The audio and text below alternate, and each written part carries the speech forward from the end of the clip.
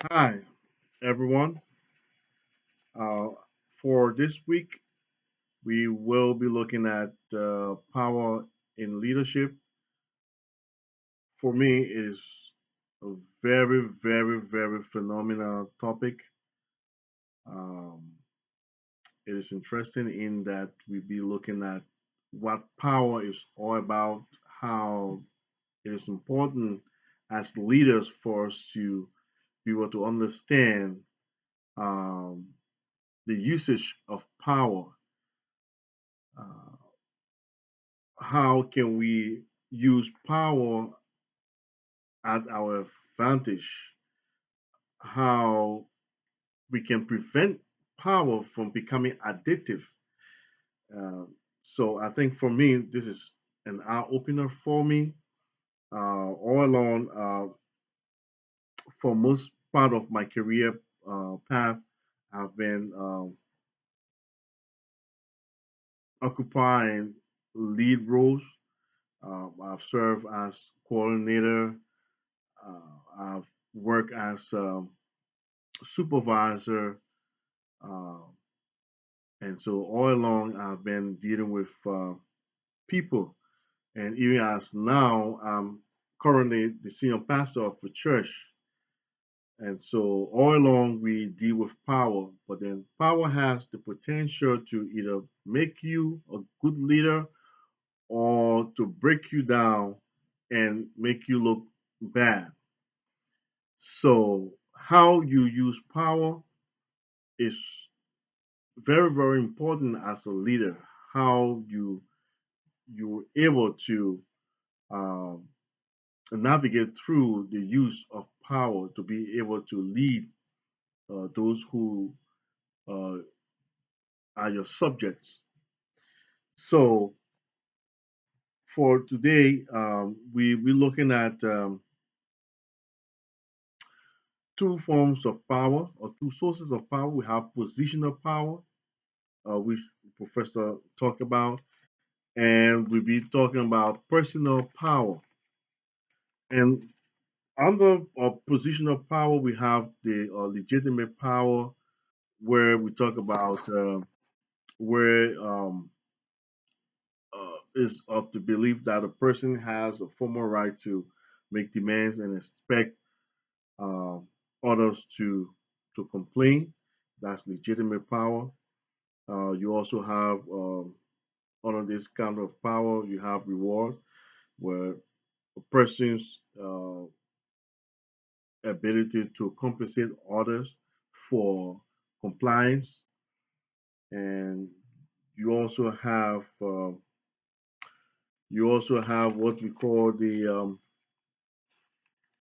cohesive power. Um, and then after the cohesive power, you talk about uh,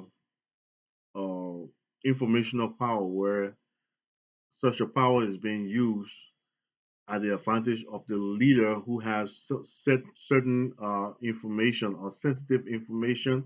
That person becomes powerful. So those are all positional powers. All right. So then let's look at personal power. Personal power, you have expert power, where this leader is an expert based on his knowledge, based on his skills. So he or she becomes a, vested with personal power. And then also on the personal power, we talk about the referent power. But on the referent power, I usually love calling it the seven or the seven leader power, where the individual becomes a seven first before becoming a leader, where he's able to navigate his way to be able to identify with those who he's leading, be able to empathize with those who he's leading. Um, so the seven leader power is, to me, is the best form of leadership, the best form of power that leaders should be adapting to. Although all of the other powers, to me, there are some point in time that they become necessary to to use, but most of the time it is very, very important that we as leaders become the servant leader before using other forms of power to navigate the complex system that we find ourselves. So for this week's uh, topic on power in leadership, it's very important that we as leaders in the healthcare sector, we must first become servant leader or referent leaders in order to lead authentically, in order to be able to navigate the complex system of the healthcare sector. So, a servant leader is a person who is able to relate to those who is being led. A servant leader is someone who is able to work along, who's able to identify with those who is being led and stuff like that. So a servant leader is, for me, is the best form of leadership that we as leaders in the healthcare sector should be able to adapt to be able to use as a model for leadership.